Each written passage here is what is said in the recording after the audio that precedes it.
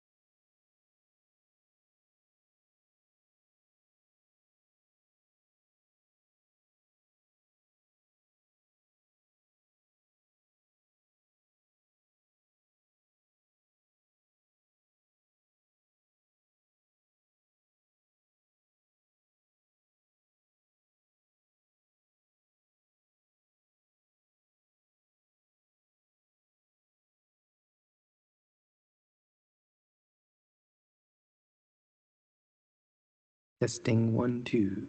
Check 1, 2. Check.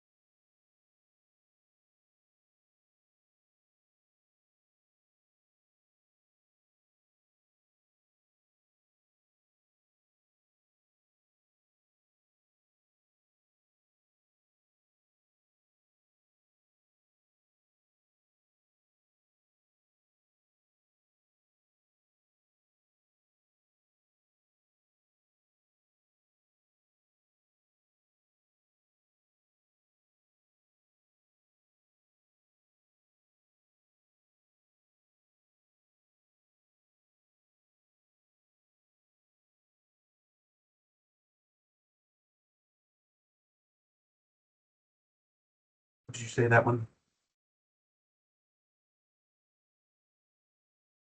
Okay.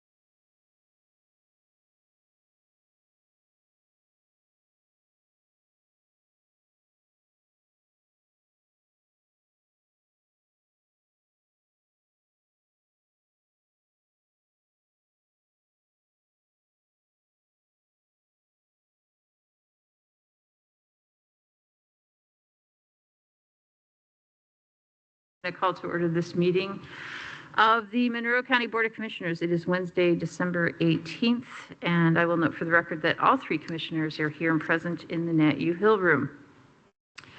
We'll begin with our public statement.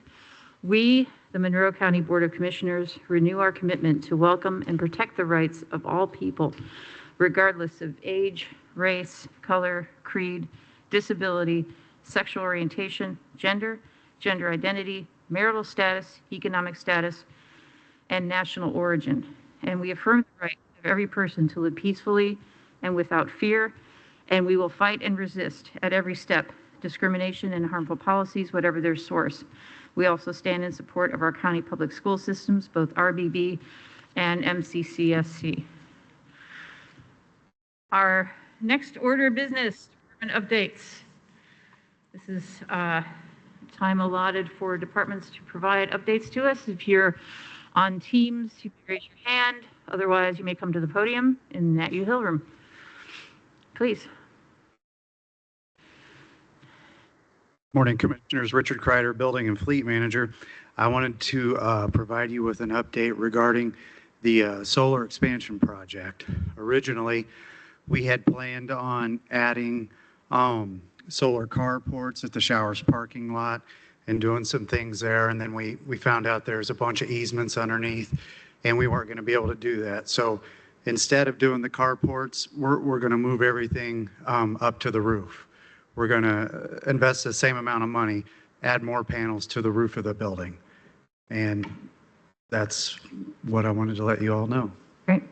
Thank you so much. Will there still be EV charging stations in Yes, there will be. I'm working with Smith Design right now to locate an appropriate spot in the lot for those. Great. And, you know, we knew this was coming, but appreciate the update. There's a lot of utility lines under that parking lot, which, when you showed me the map, was rather surprising. So, did you have any comments or questions? Okay. All right. Thank you. Thanks. Do we have someone from the health department? I don't see. Ah, there we go. Mike, great. Thank you.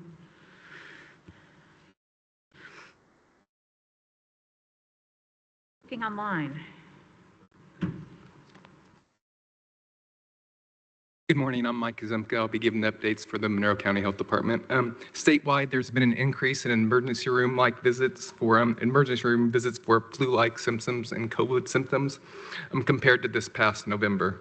The health department has free COVID tests available Monday through Friday, 8 a.m. to 4 p.m.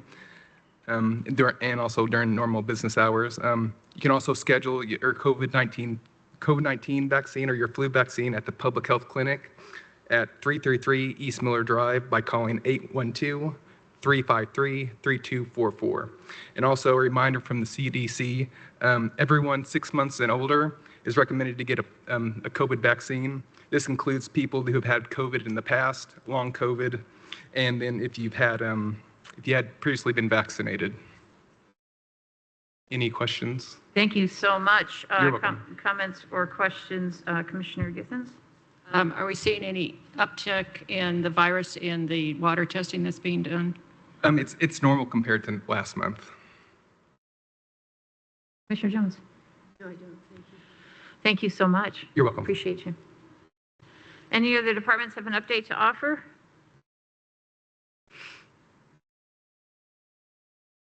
Morning.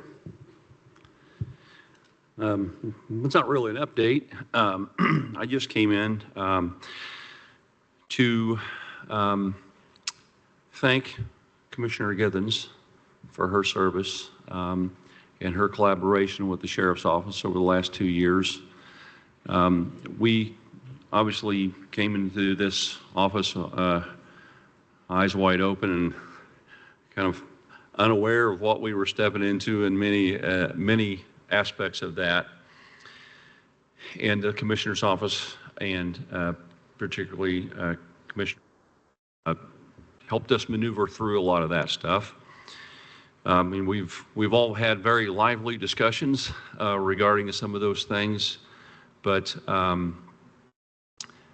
Commissioner, you always remained very principled and tenacious about how you serve this county and how we how we were going to proceed, and that's pretty easy to admire.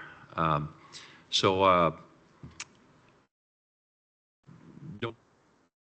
don't have a whole lot of experience in this county, so I can only go on the past 2 years, but I felt it noteworthy to come up and at least say thank you and how much we appreciate what we have been able to accomplish over the last 2 years, and that involves the commissioners also.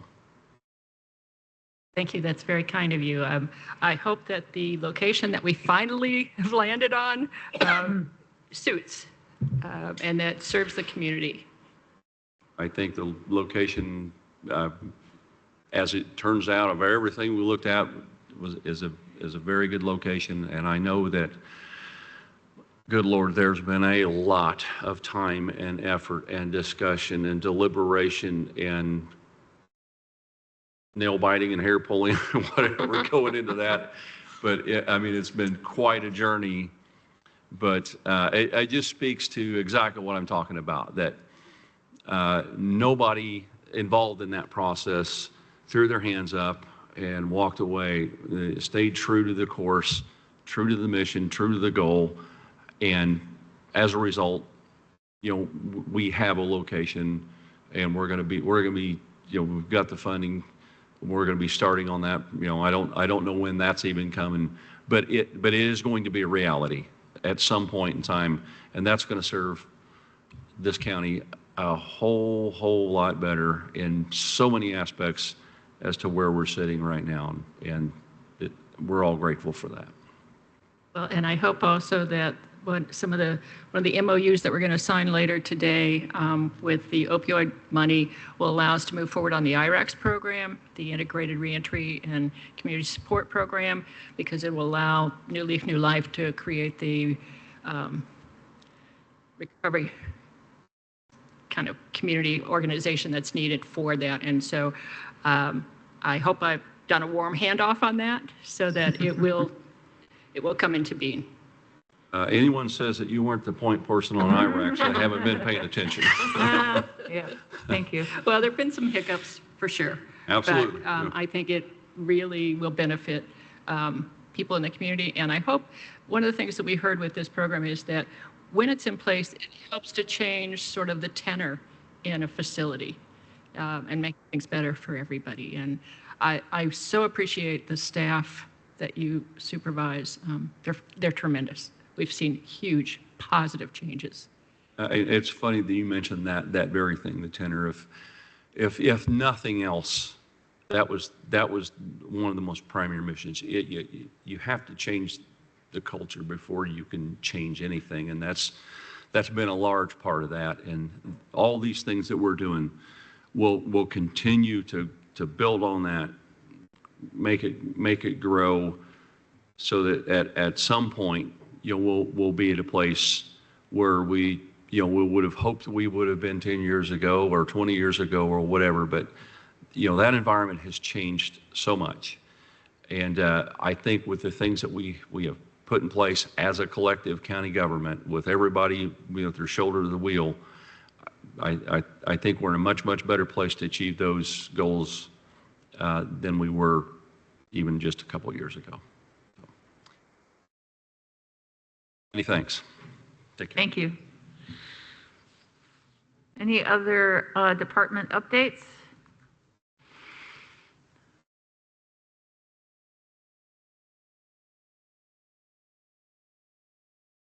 Bobby LaRue, Monroe County Building Department. I'm not nearly as eloquent as the sheriff is, but I did also want to say thanks to Penny for just phenomenal support of our department, and could not be more grateful for what you've done and what you've helped us accomplish, and I just wanted to take the time to say thanks as well. Thank you, Bobby. Thank So you, many Ms. people that work for Monroe County have become friends. Yeah, absolutely. It's a family, It for is. sure, for sure. Thank you. All right. I'm going to get teary-eyed. We're going to open the floor for public comment. Public comment is reserved for items that are not on the agenda. We ask each commenter to provide their name and county of residence and limit their commentary to 3 minutes. There will be a countdown clock on the screen. Mr. MG. See if I can do double work. This is Christopher MG from the Greater Bloomington Chamber of Commerce, and I want to echo some of the comments this being Commissioner Gibbons' last meeting. And one of the pleasures at the Chamber I get to do is work with people that are wonderful public servants, very open and accessible, and Commissioner Gibbons is that person.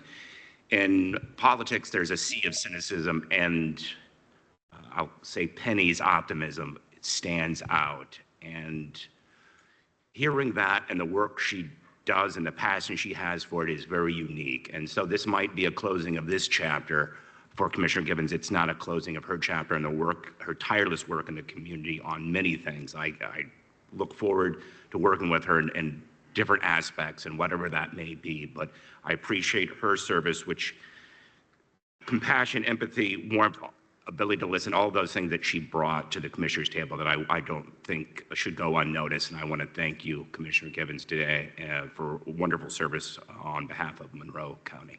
Thank you. Thank you. Very kind words. Well deserved. Any other public comment? You raise your hand on Teams or come to the podium.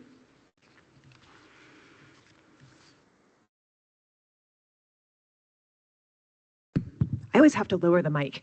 Hi, my name is Jody Madeira, and I live in Monroe County. I just wanted to also thank Commissioner Gibbons for her tireless service. I've known and respected Commissioner Gibbons for a very long time, and first and foremost in the work of gun violence that I became involved in the community.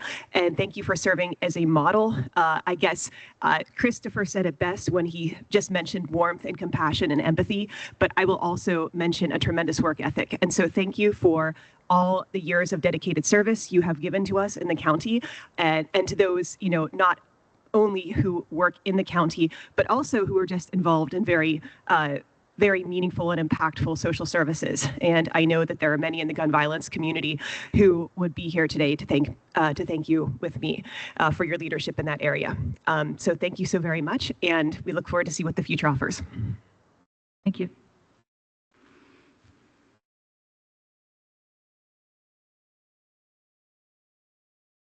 Any other public comment? Seeing none, we'll move on to our next agenda item, please. Move approval of the minutes from December the 11th, 2024. Second. We have a motion and a second. Any comments, corrections, or edits? There was one correction that I sent to Ms. Freeman. Thank you. All those in favor of approving the minutes for December 11th, 2024, signify by saying aye. Aye. Motion carries 3-0. Next item, please. Yes. Move approval of the claims docket, December 18th, 2024. Second. We have a motion and we have a second. Ms. Woodruff. The accounts payable claims docket for December 18th, 2024 totals $6,775,930.53. This includes all emergency claims and adjustments. Okay, thank you so much. Any comments or questions? It's just the ones in the yellow on that.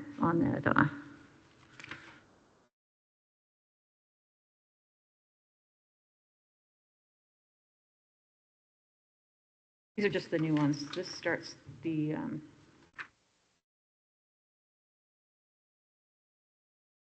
Yellow are the new ones. yeah, these are the new ones. There's two separate things here. There's emergency and regular. Give us a moment, please. Just for the audience, there were some updates that we're just seeing, so.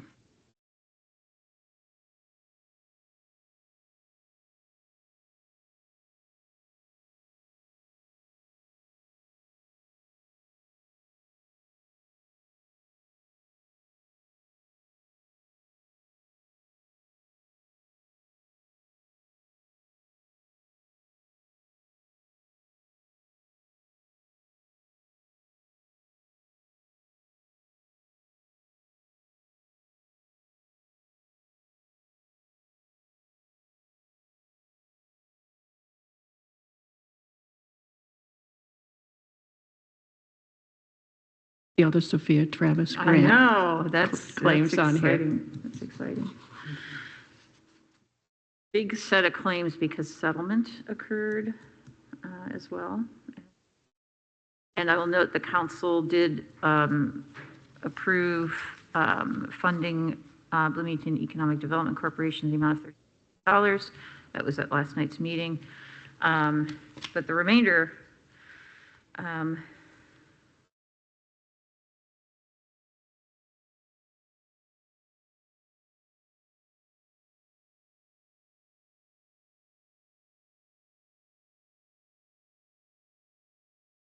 the other questions or comments? Sorry for the dull moment of quiet on on the dais, but we do look these over carefully. Comments, questions? Comments, questions? Okay. Thank you. Any public comment on this item? You may raise your hand on Teams or come to the podium in Nat U Hill.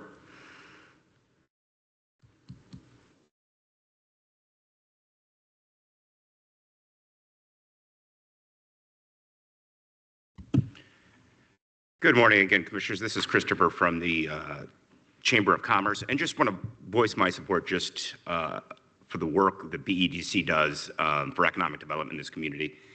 I've been privy with the public comments made before, but the county sort of put its hands with BEDC in doing its economic development. It does not have an economic development partner, and they are great partners with the Chamber in trying to enhance our quality of life in this community, and their willingness to work with us on different levels has been always impressive to me. I just want to voice that support at this time. Thank you for your. Thank you. Any other public comment? You raise your hand on Teams or come to the podium. All right, seeing none, all those in favor of approving the claims docket for December 18th, 2024, signify by saying aye. Aye. Motion carries 3-0. I will note for the record that we have received a report from the Clerk of the Circuit Court dated November of 2024. And with that, we will move on to new business. Move approval of Resolution 2024-49, Sheriff Department surplus property. Second. We have a motion. We have a second. We have Mr. Kreider.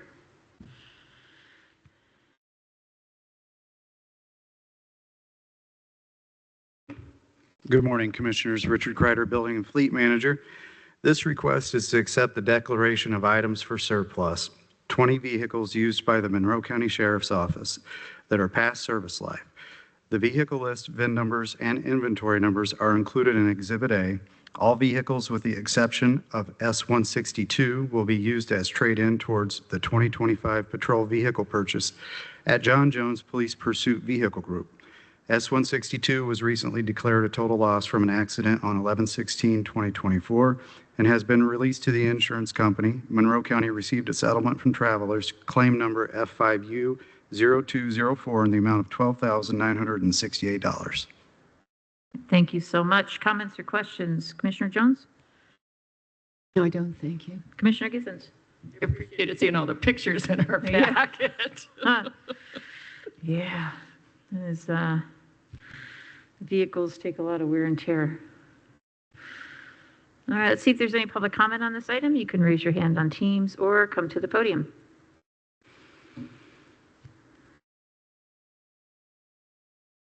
Seeing none, all those in favor of approving Resolution 2024-49 signify by saying aye. Aye. Motion carries 3-0. Thank you. Next item, please. Move approval of Musco Sports Lighting LLC change order number 1. Fund names, ARPA and Convention Visitors and Tourism. Fund numbers 8950 and 1127 in an amount of $4,500. Second. We have a motion. We have a second.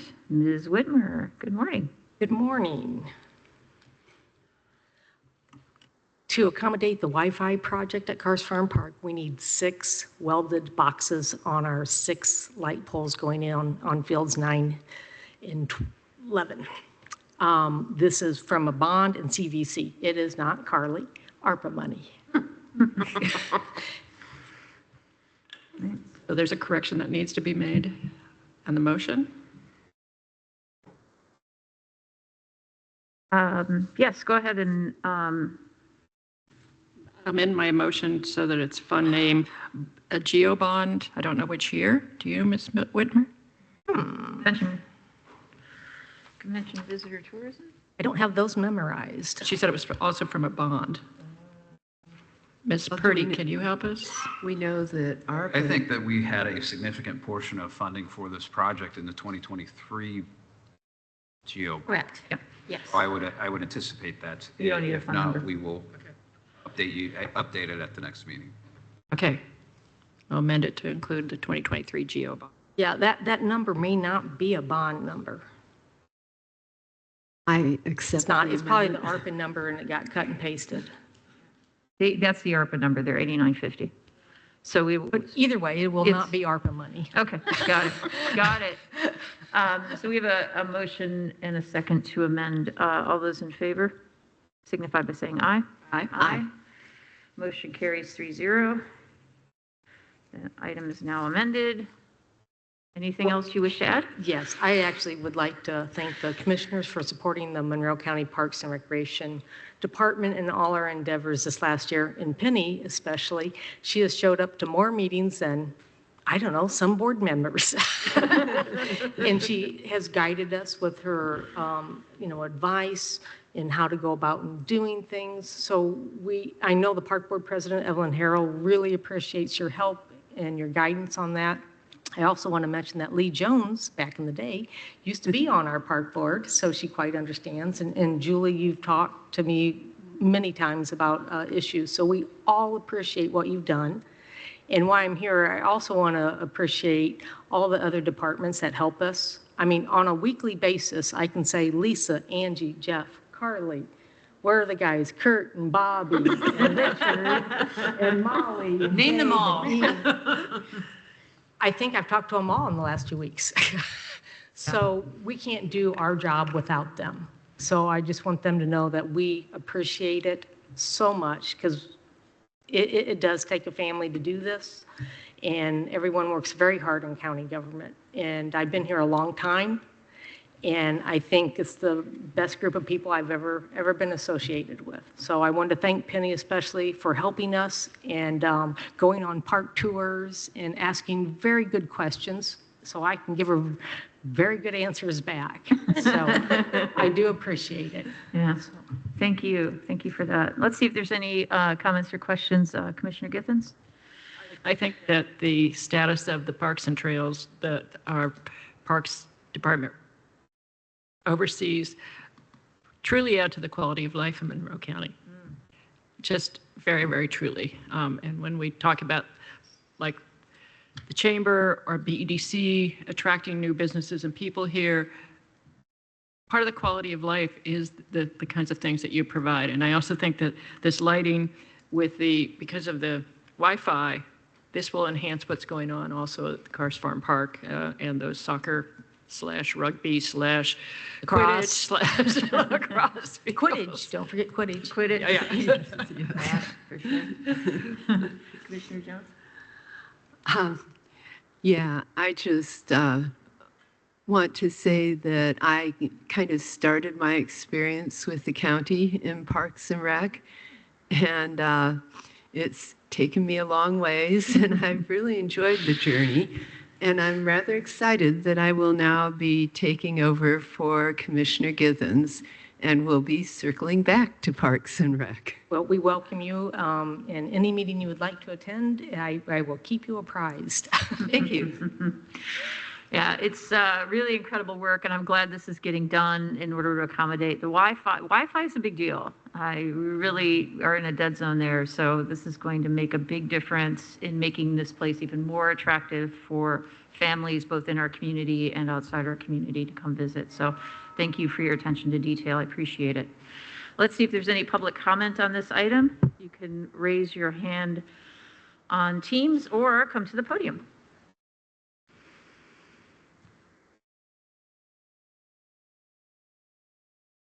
Seeing none, all those in favor of approving the Musco Sports Lighting LLC change order number 1, which has been amended to reflect the appropriate fund names, signify by saying aye.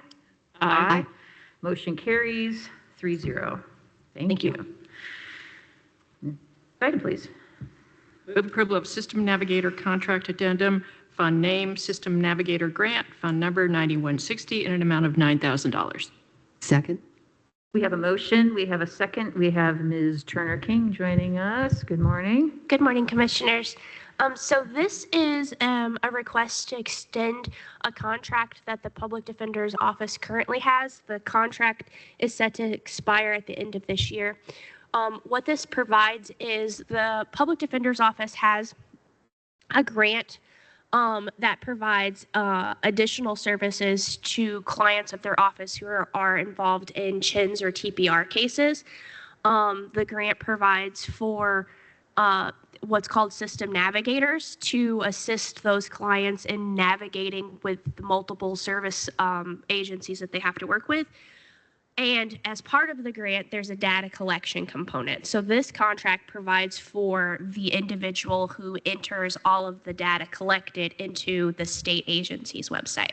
It's at the same rate as previously, and it's extended for 1 year currently. It may, the state agency has indicated they may extend it again, but they're just kind of waiting until the end of 2025 to see how much more data they're willing to collect. Thank you so much. Comments or questions, Commissioner Jones? Yes, have they done any analysis so far on the effectiveness? I'm not 100% sure if they what they have done with the data they have collected. I know that the way it has been working is, in essence, the system navigators help half of the Public Defender's Office in the office, so there's a control group, and I don't know if they've analyzed it yet. I see. Okay, thank you. Commissioner Githens? I hope that this does prove to be beneficial and that all families have access. Excellent. All right. Let's see if there's any public comment on this item. You can raise your hand on Teams or come to the podium.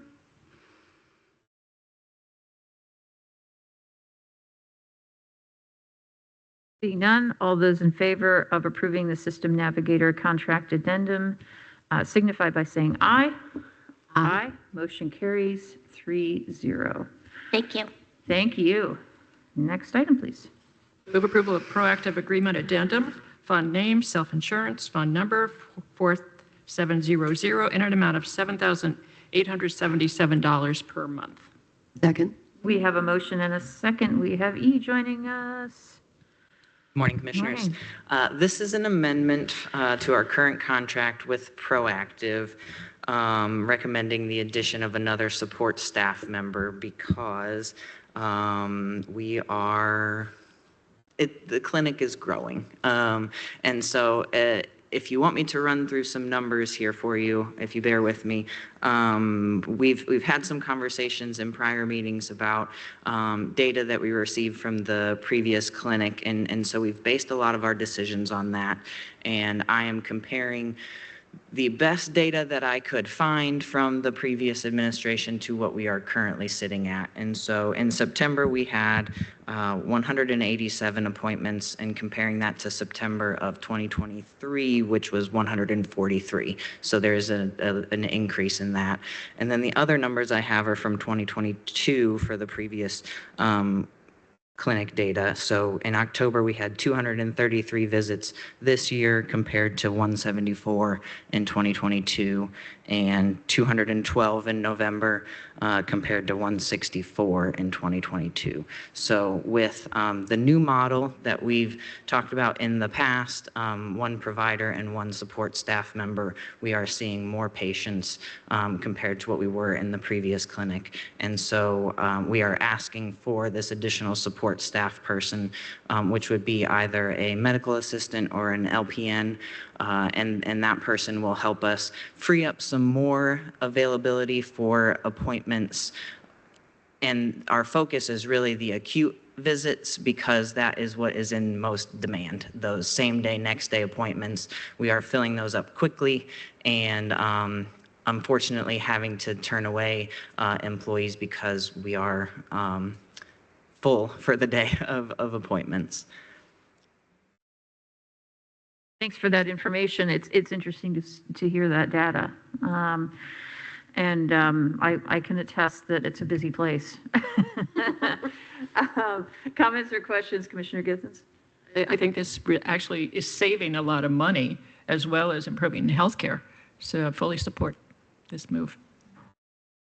Yeah, I'm just very excited to hear that apparently it's so popular. Are people indicating that they're enjoying, or at least feeling good about their experiences there? You know, I will be perfectly honest. We are going through some growing pains, some transitional pains, but I think a lot of that has to do with the they seem to be bursting at the seams over there, and so we are doing the best that we can with what we've got right now. And I think that some of the feedback that we've heard about some of those issues will be relieved by adding another support staff person in there. But overall, the feedback is very positive. And the support staff person, what kind of position do they actually have? Currently, we have a medical assistant, and so we would be either opting for another medical assistant or an LPN to fill that new position. Thank you.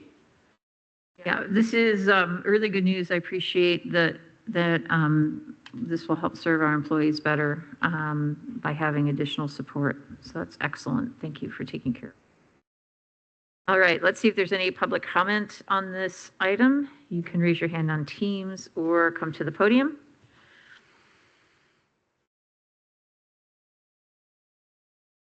Seeing none, all those in favor of approving the proactive agreement addendum signify by saying aye. Aye. Motion carries 3-0. Now I'll move on to item E, please. Yes.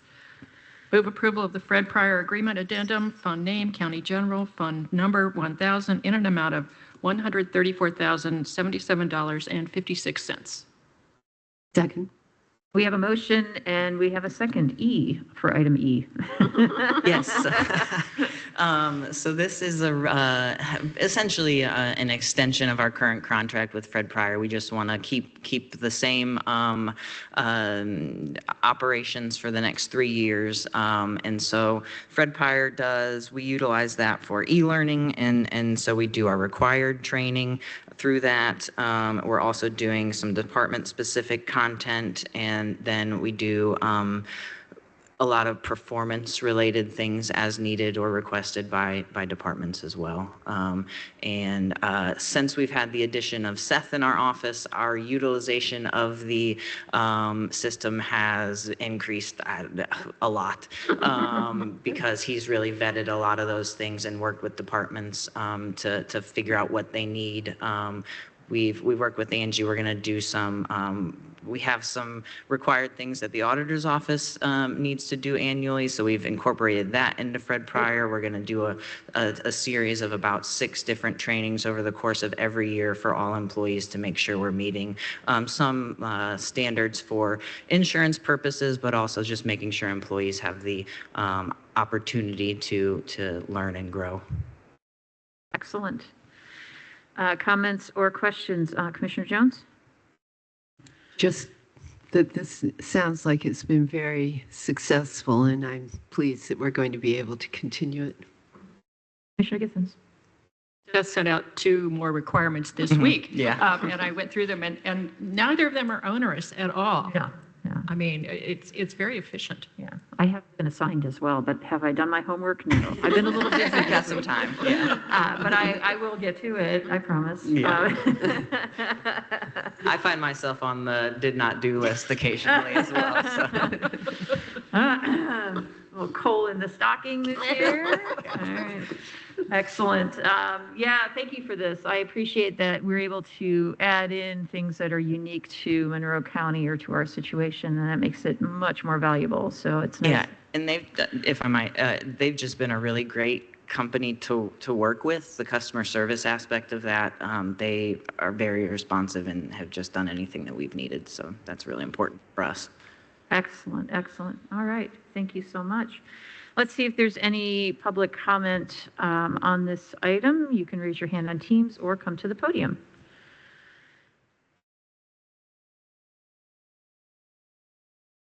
Seeing none, all those in favor of approving the Fred Pryor Agreement Addendum signify by saying aye. Aye. Motion carries 3-0. Thank you. Next item, please. Drum roll.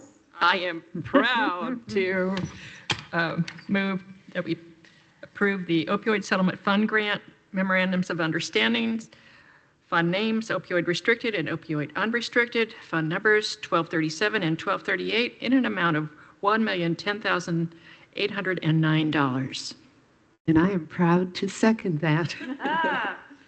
We have Ms. Turner King joining us, but we also have, we're going to lean heavily on Commissioner Githens because she was really big part, pivotal role in the opioid settlement application review committee. So we'll start with Ms. Turner King.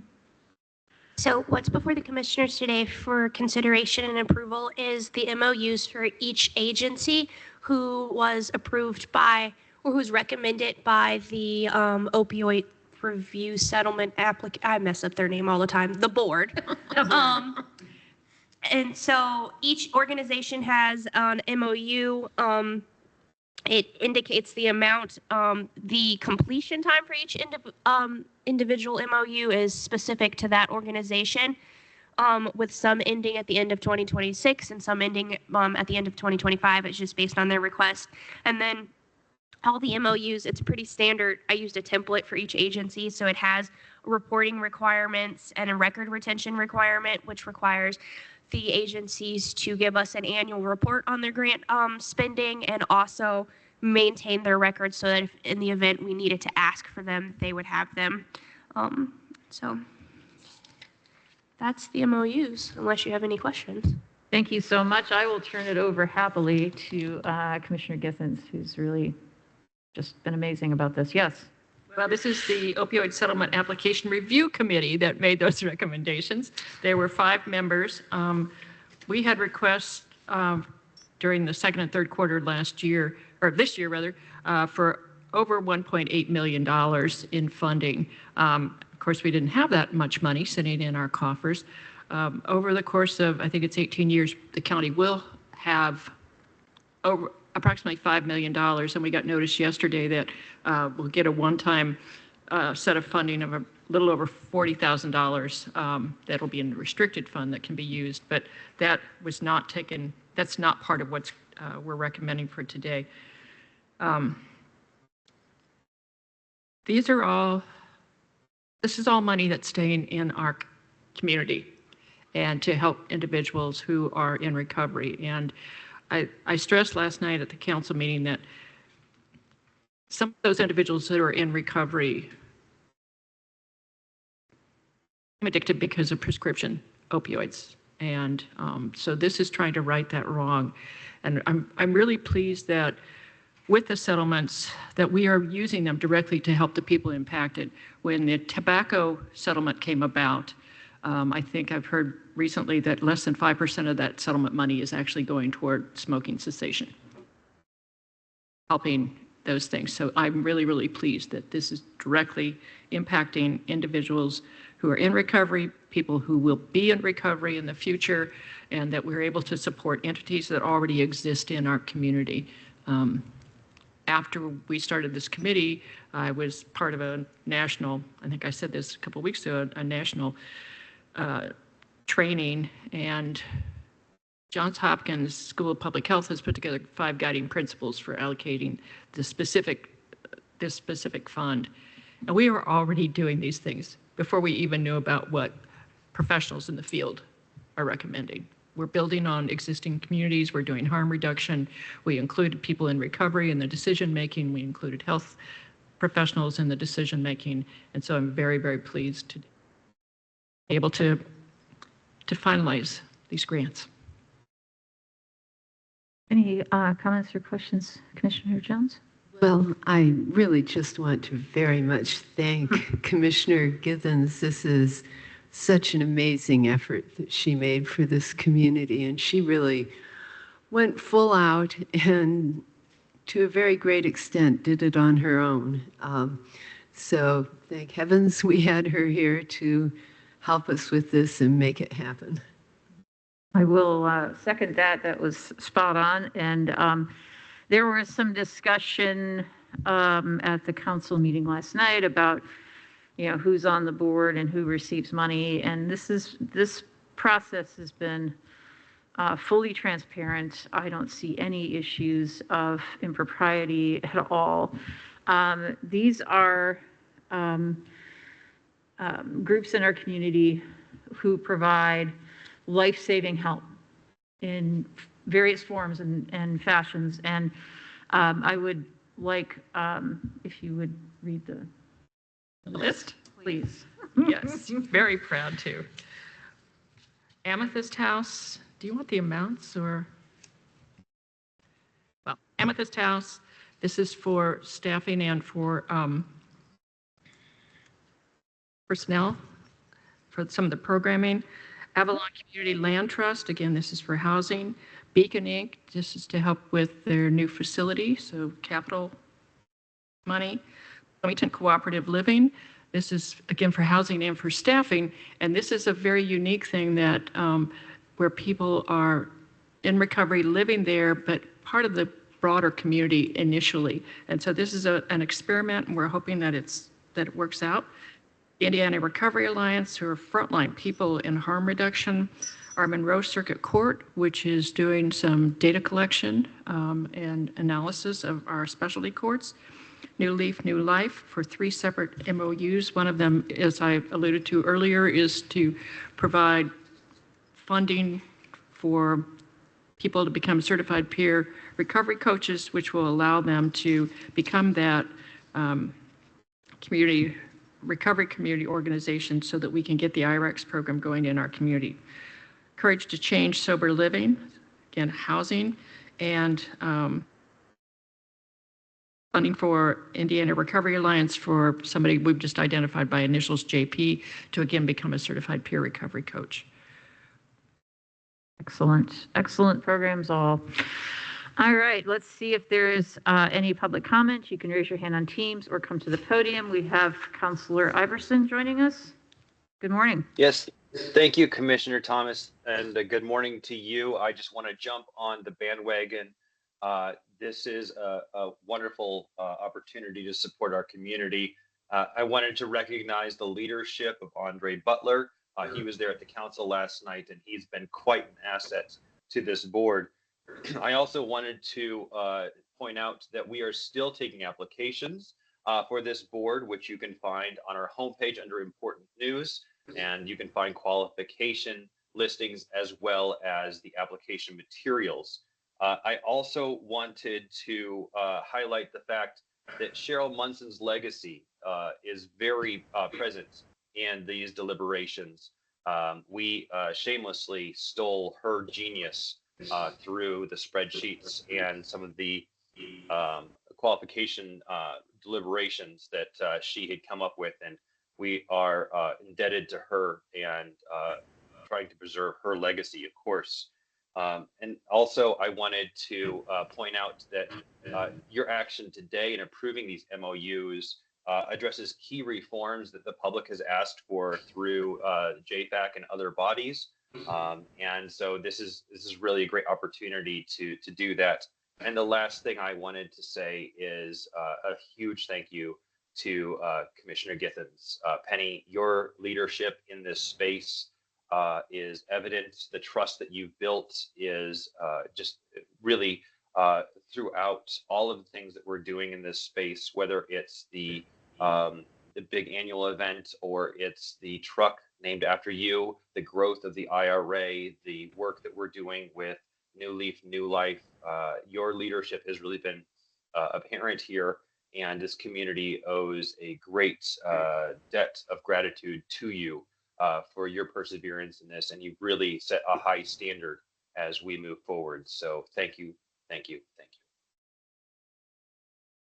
Thank you so much. Let's see if there's any other public comment on this item. You can raise your hand on Teams or come to the podium.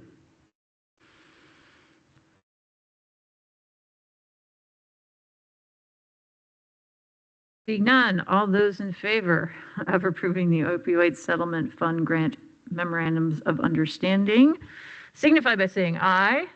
Aye. That was an emphatic 3-0 yes. Thank you. I'd also like to thank the members of the group that worked. Councilmember Iverson, Kathy Hewitt of the Health Department, Max Smith, and Andre Butler from our community. We were able to reach consensus very quickly on what we thought should be supported, the amount. It was an amazing process working with amazing people. And that is not an easy thing to do when you have limited funds and a lot of need. That is a difficult task, so thank you for that. Okay, so we will go ahead and move on. Thank you, Ms. Turner-King. We'll go ahead and move on to our next item, please. We have approval of remaining ARPA contracts and plan. Fund name, ARPA fund number 8950. Should I read the separate amounts? They're listed. Hold off on that because I think there's going to be a few changes A to change, that. yeah, okay. Second. All right, we have a motion and we have a second, and Mr. Cockrell is going to amaze us with his math skills. I will do my best. I'm going to give you an updated copy of the plan that, based upon what the council approved last night. And so I will hand.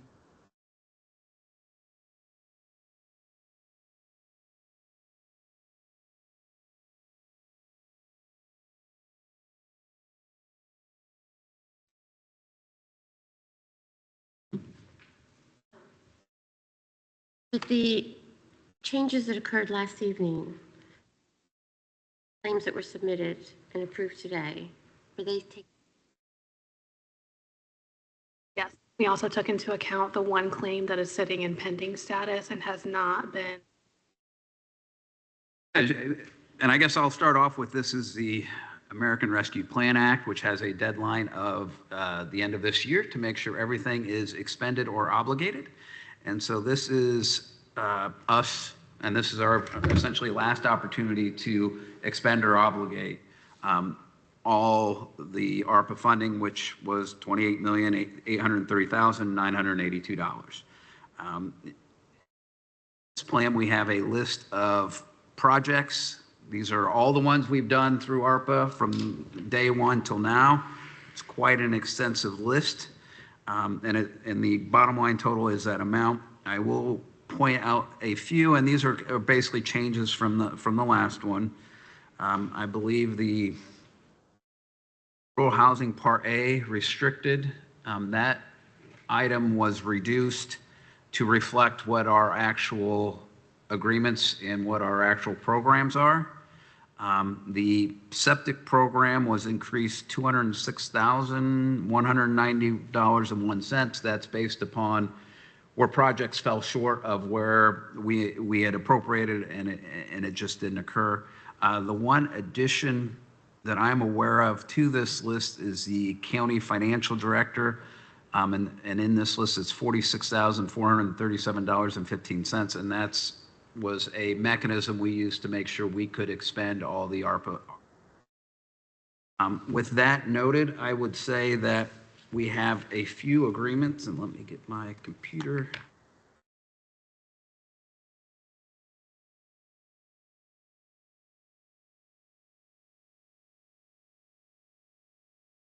And I believe this is the 10th update to that plan. So if it says 9 on the top of yours, it's actually the 10th, which it's a great program and it was a wonderful thing for the federal government to have done for us. But we will, some of us will not regret that we have to have everything done by the end of the year. The administration part has not been so lovely. I get it. I get it. Carly's laughing. So with this, we have 4 different agreements or changes to agreement. The easiest one, Summit Hill MOU. They had a deadline at the end of this year to provide us some information. We're extending that a year so that they have time. A full and complete picture of what they're doing. I'll talk about is the Airport Board MOU. As you know, we have a drainage project going with that. And there are 2 or 3 different vendors, and the total amount of that project is expected to exceed the ARPA funding by a little bit. And so we wanted to do this MOU so that we didn't have to set with the federal government the exact amounts we're paying to each vendor, so that they would have opportunity to, you know, if one is going to get a little bit more, have to go through a lot of hoops in order to make those changes in the federal system. Convention Center MOU of $844,207.10. That number should remain the same. That is the remaining portion of our ARPA money that we designated for that hasn't been expended. So included in the agreement are some contracts that we have approved, and they're going to manage those things. I will say the one thing I want to make. Convention Center Management Company is a wholly owned subsidiary of Downtown Bloomington, Inc. And Downtown Bloomington, Inc. Tech not-for-profit organization. And so we wanted to make sure that, and the E-Verify is in Downtown Bloomington, Inc.'s name. So we just kind of wanted to make sure you guys were formally at a meeting.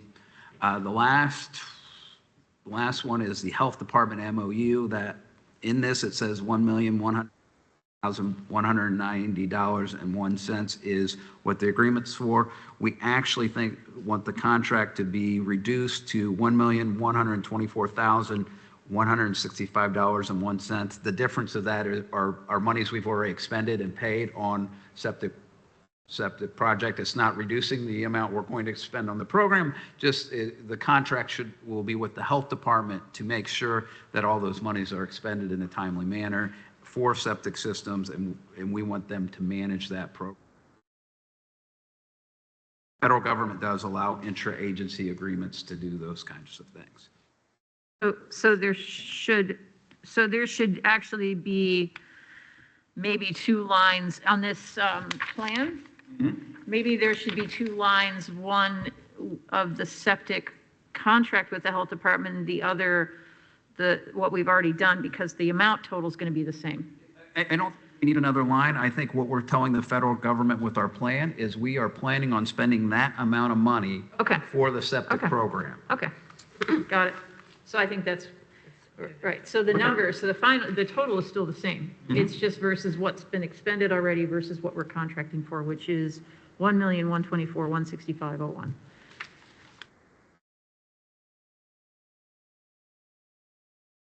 You don't have anything to add, Ms. Woodruff? She said I didn't miss anything. So. Oh, good. I'm glad. Thank you for being here and helping us. All right, let's see if there's any comments or questions from Commissioner Jones. Just that it's pretty amazing to have gotten here. Yeah. And we really have to thank all our staff for the auditor's office, legal. Our staff have all just gone full out to make the most of this money for our entire community. And we really have served the community with this money. which is something that I'm very proud of. Commissioner Githens? When I look at what other communities have done, nobody else has done things like gun safes, gun locks.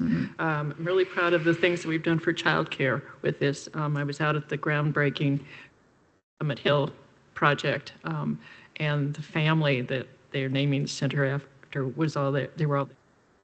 Wow, it's going to be a real addition to that community, that part of our community. Yeah, I echo both of your sentiments. I would add that we have supported tourism. We've supported food security. We have provided transportation. We have ambulances that you the came up with. ambulances. Oh, the ambulances. Yes, transportation to the hospital, but buses as well. But getting some infrastructure in there bit by bit, which was great because we really appreciate the way the highway department has really made those projects. They were great. They turned out wonderful, and the communities, especially folks who live in those neighborhoods, are very, very happy. So paving and drainage, airport, stormwater, things that are sort of dull, but you don't have, $28 million sitting around to pay for all of these things. And so this was a once in a lifetime opportunity for this county to really make a statement about what's important. And it is about a resilient county, county infrastructure, but most importantly, community infrastructure, public health.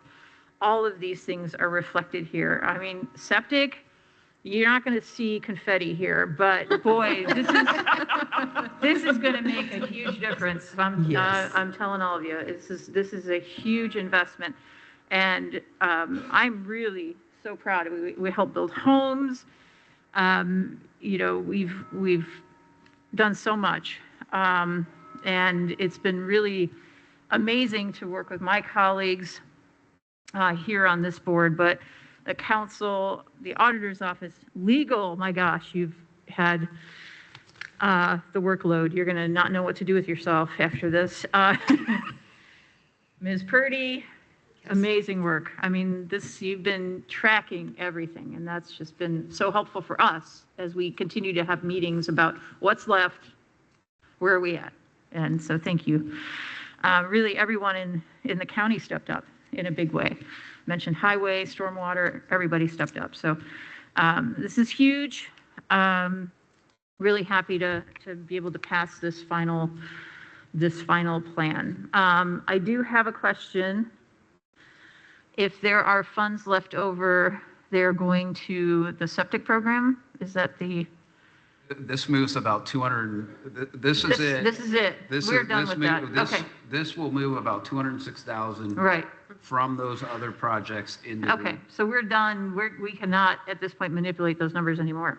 Not the ARPA numbers. Right, got it. Perfect. All right, thank you. Okay. Any public comment on this item? You can raise your hand on Teams or come to the podium in Nat U Hill.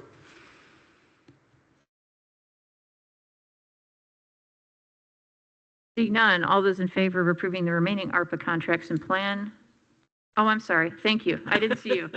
Hi, Talisha Kopic with the Convention Center Management Company, and I didn't want to pass up this opportunity to say thank you so much. It's made a world of difference, and they're continuing to work through the different projects, work around groups, make sure we're not doing something that the expansion committee would replay, so that they've been really thoughtful projects.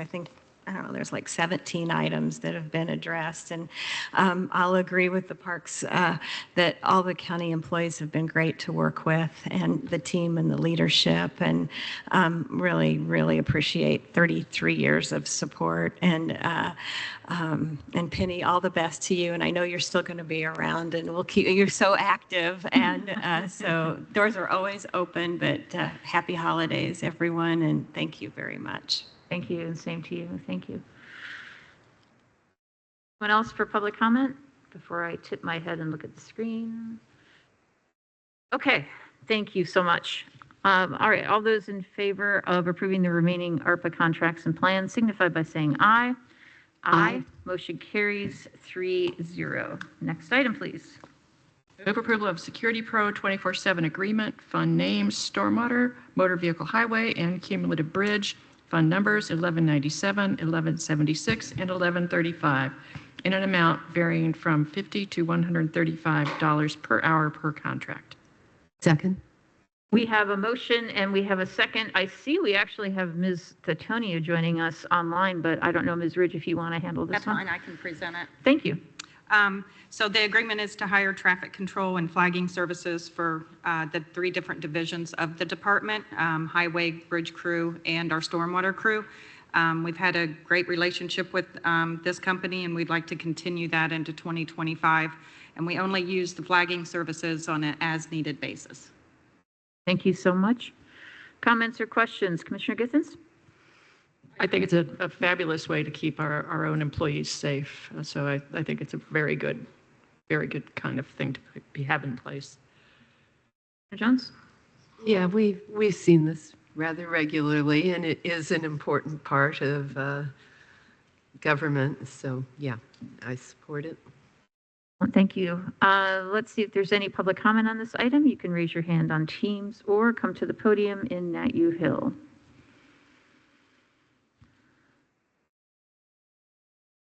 Seeing none, all those in favor of approving the Security Pro 24/7 agreement signify by saying aye. Aye. Motion carries 3-0. Next item, please. Move approval of the Bledsoe, Riggert, Cooper, and James, Inc. agreement, fund name, Stormwater, fund number 1197, in an amount of $40,800. Second. We have a motion and we have a second. Please, Ms. Ridge. So we presented this agreement to the Stormwater Board on 12/11, and it was approved. We also have Stormwater Resolution 2024-1 for the project, and we'll have a public hearing held in early 2025. The project is for the services are for surveying and civil engineering for the Redbud Heights Drainage Improvement Project.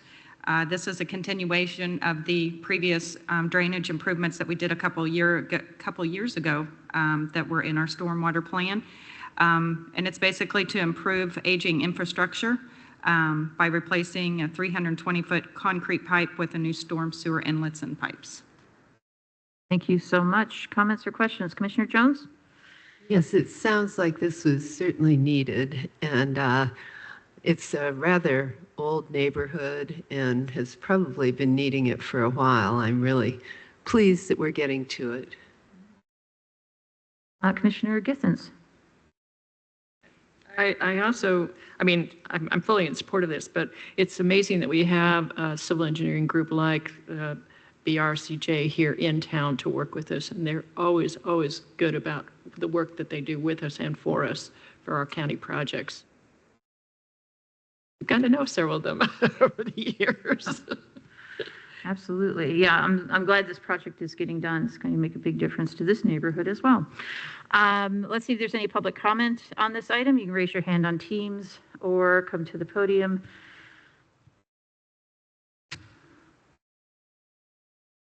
Seeing none, all those in favor of approving the Bledsoe, Riggert, Cooper, James, Inc. agreement signify by saying aye. Aye. Motion carries 3-0. Next item, please. Turn the page. Move approval of the 2025 asphalt bids, fund name, motor vehicle highway, fund number 1176, in various amounts. Second. We have a motion and we have a second. Ms. Ridge. So when we did the bids in 2023, we also had in the bid documents that we had the opportunity to roll over those bid prices for 2 years. This would be the last year to be able to do that. So we would, EMB's letter is attached stating that they're willing to let us roll over those 2023 prices. And again, with inflation, it's great to be able to have these prices for the 3rd year in a row. In 2026, we'll redo the bid documents and advertise as normal since this will. That is amazing. Good work on that. Wow. Comments or questions? Commissioner Githens. Great foresight. Thank you. Yeah. Commissioner Jones? Yeah, just thank you. All right, so let's see if there's any public comment on this item. You can raise your hand on Teams or come to the podium.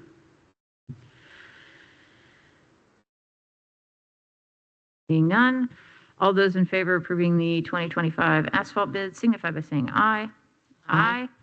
Motion carries 3-0. Next item, please. Move approval of Emerald Trace subdivision roads to be added into the county inventory. Second. We have a motion and we have a second. Ms. Ridge. So we worked with our county legal and the HOA in the neighborhood. We had some bond funds left over to finish the project to completion since the developer did not finish the project. So we would like to accept those two roads, South Amber Drive Extension and then East Kiley Court and Emerald Trace subdivision to add to our county inventory for future maintenance.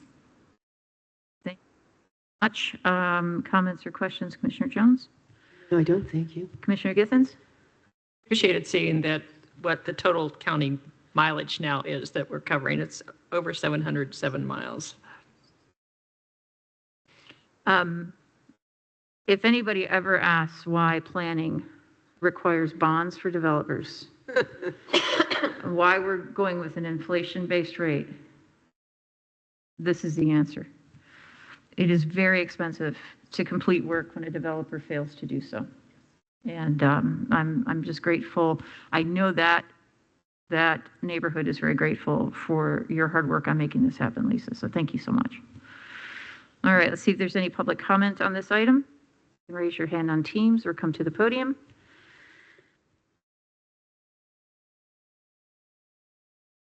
Seeing none, all those in favor of the Emerald Trace subdivision roads to be added into county inventory signify by saying aye.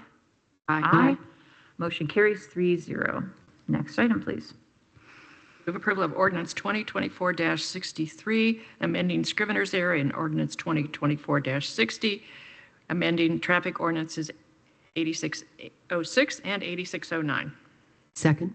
We have a motion and we have a second. Ms. Ridge. After reaching out to the legal department, it was advised that we bring this back just to correct this error. It's just changing the school zone that you approved last week to the 7 a.m. to 4 p.m. school days versus the Monday through Friday. Great. All right. Comments or questions, Commissioner Githens? No, thanks. Commissioner Jones?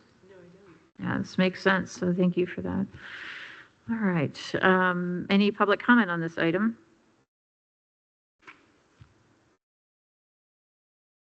Seeing none, all those in favor of approving ordinance 2024-63 signify by saying aye. Aye. Motion carries 3-0. Next item, please.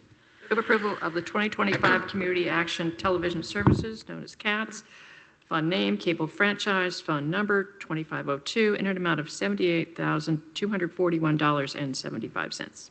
Second. We have a motion and we have a second, and because Ms. Purdy was clearing her throat, I know she's going to handle this one. Yes. Yeah, this is mine. So this is just part of our longstanding history and collaboration with our local CATS provider. And the amount requested is been approved by the county council and is in the next year's budget. And so we just ask for you to approve this so we can continue our relationship. Comments or questions, Commissioner Githens? I'm pleased that we have this kind of facility available to us, especially now that the state legislature has mandated certain things in terms of recording meetings. Commissioner Jones? Yeah, I think CATS makes our local government much, much more accessible. They should televise many more meetings than they're actually required to. And I know that there are many people in the community who really appreciate being able to so easily keep track of what's going on. Yeah. Applaud CATS, the staff, leadership, and they're here at our meetings. Thank you, CATS. They do cover so many events in the community. We had our health summit and at the Boys and Girls Club at Crestmont, and they came and recorded for us, which we really appreciated. And that's just the kind of things that they do, so that the community can remain in touch and we can be transparent in our. So excellent work, and thank you. Let's see if there's any public comment on this item. You can raise your hand on Teams or come to the podium.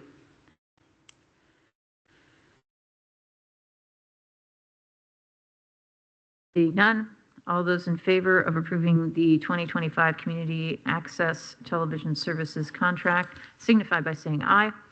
Aye. Motion carries 3-0. Next item, please. Move approval of the interlocal with City of Bloomington regarding Building Code Authority extension. Second. We have a motion and we have a second. Yeah, Ms. Birdie. So the current interlocal that we have is scheduled to terminate at the end of this year, and staff had reached out and expressed an interest in making some modifications to the document to more accurately reflect current processes. And so we actually met with the City of Bloomington staff, and both entities have agreed to just extend this so that we have an agreement going into the new year for 6 months, which gives us time to work out the differences that we have in the current proposed interlocal agreement. Thank you so much. Comments or questions, Commissioner Githens? Glad you were able to come up with some kind of interim extension. Commissioner Jones? Yeah, it sounds like this is a good way to do it. I appreciate the work in our building department, Mr. LaRue and his staff, for all their hard work and keeping us all safe, because these are buildings we live in and work in and visit, and it makes a big difference to do it right, and they do it right. So appreciate your hard work on that. Let's see if there's any public comment on this item. Raise your hand on Teams or come to the podium.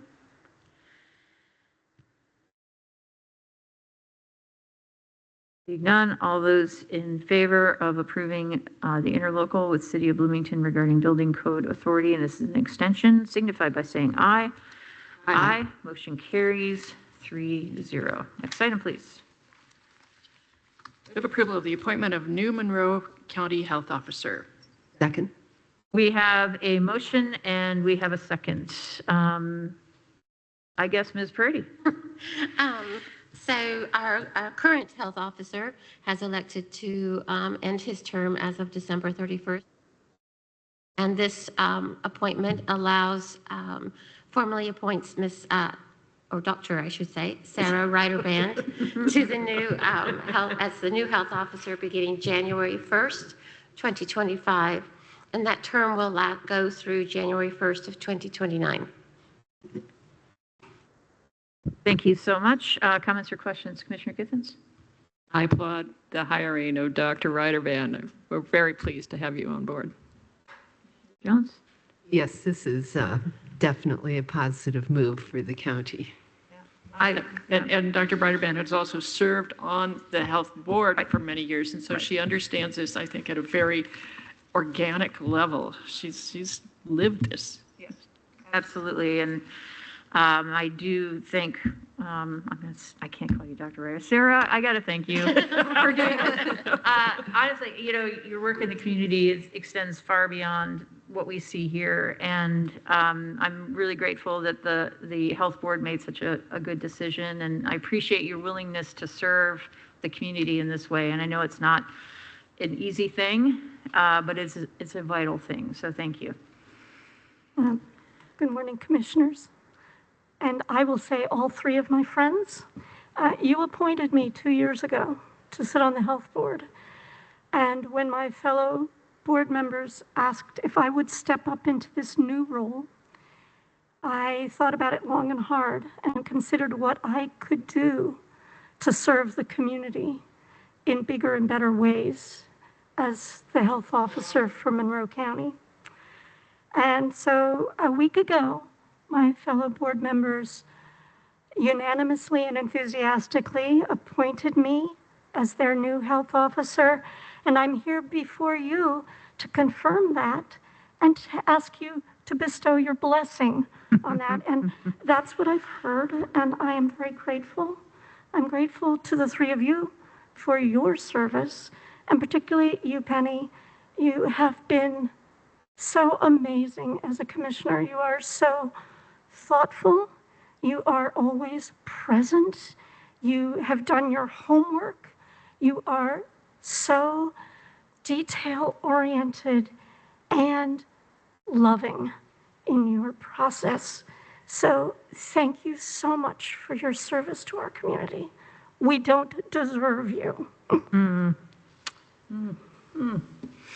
And thank you, commissioners, for your agreement to this arrangement. Thank you so much. All right, let's see if there's any public comments on this item. You raise your hand on Teams or come to the podium.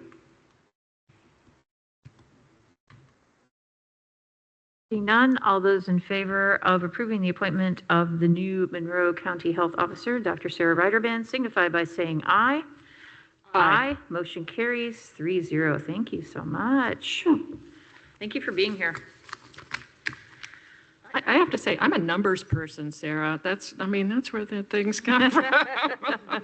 We laugh about that, but that's, yeah. Yeah. Okay, next item is move approval of the health officer employment contract, fund name, health, fund number 1159, in an amount of $48,800. Second. Okay, we have a motion and we have a second, and we have Ms. Schroeder King joining us. Good morning again. In anticipation of the appointment of a new health officer, I drafted a health officer employment contract. It's similar to the same contract of our prior health department or health officer. The amount is $43,800. The term goes into effect from the date of appointment and lasts for 4 years with the eligibility for reappointment. I provided this contract for review to Dr. Reiterband last week. And she had made a couple changes, but they're reflected in the document, and then it will be considered by the health board at their next meeting.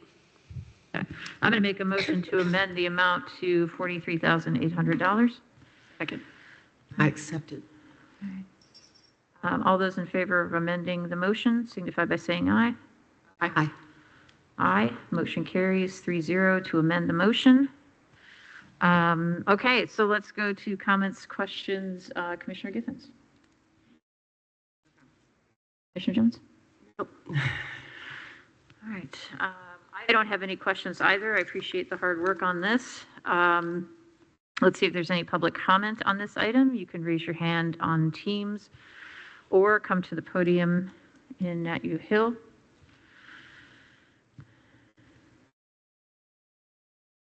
Seeing none, all those in favor of approving the health officer employment contract signify by saying aye. Aye. Motion carries 3-0. Thank you so much.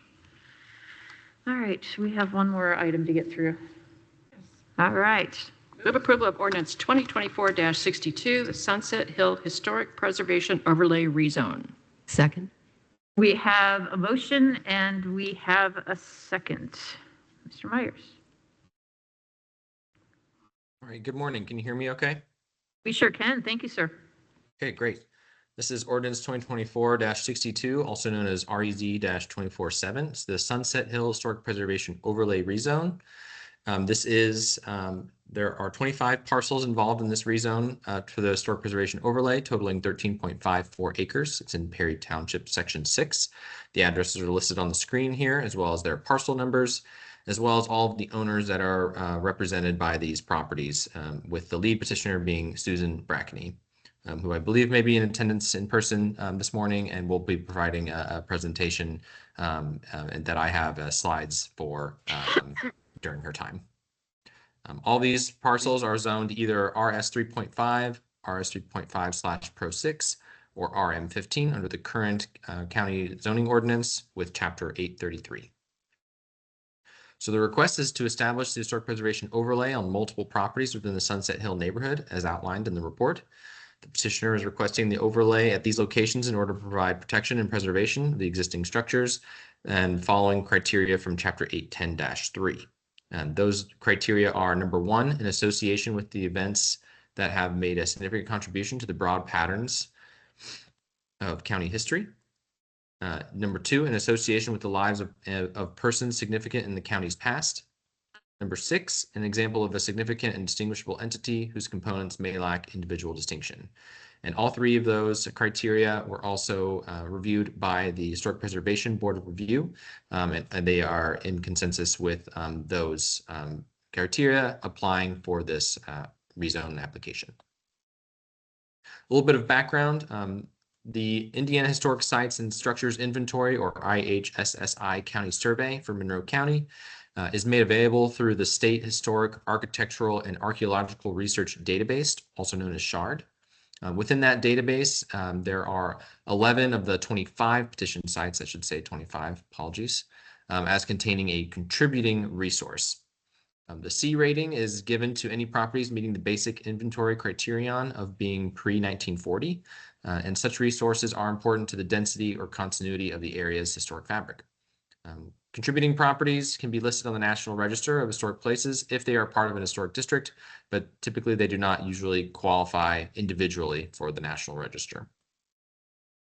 On the screen now, I have some definitions from the zoning ordinance in Chapter 810, including Historic Preservation Overlay District, which breaks it down into primary and secondary areas. Also, the definition of historic district and the definitions of primary area and secondary area.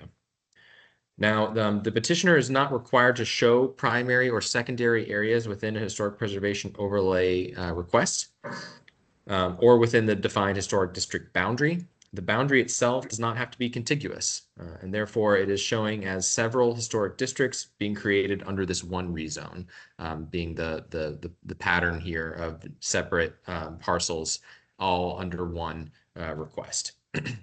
It should be noted that areas outside of the historic district, that is the properties that are not involved in this request, do not qualify as primary or secondary areas unless a new rezone petition is brought forward showing these outside areas included in the historic district or the historic preservation overlay. In other words, primary and secondary areas are only within a defined historic district, also known as historic preservation overlay boundary.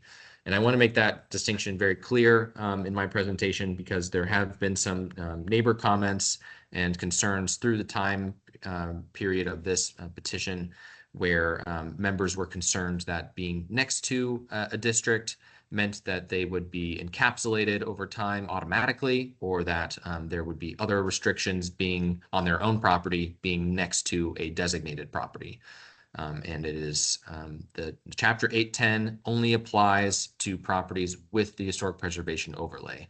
There is not a sort of buffer area, if you will, or any additional protections next to a designated property. Only the designated properties get the protections, benefits, and the certificate of appropriateness process under the HP overlay.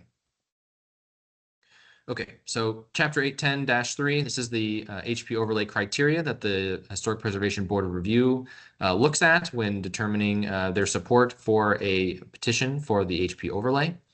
The numbers bolded are the three that I've already mentioned, and that's the association with events made that have made a significant contribution in broad patterns of county history, association with the lives of persons significant in the county's past, and an example of a historic and distinguishable entity whose components may lack individual distinction.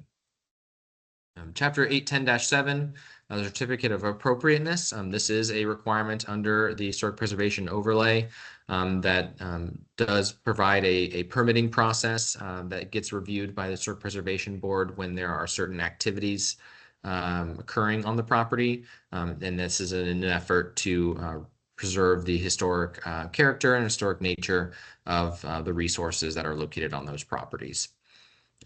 But in addition to the certificate of appropriateness comes the benefits of historic preservation, which includes flexibility in zoning uses as well as some protections as well.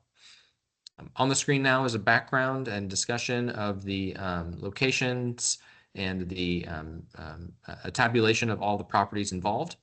What I want to draw your attention to initially is that the red striped properties, they were initially part of the petition, and that would have totaled 28 parcels.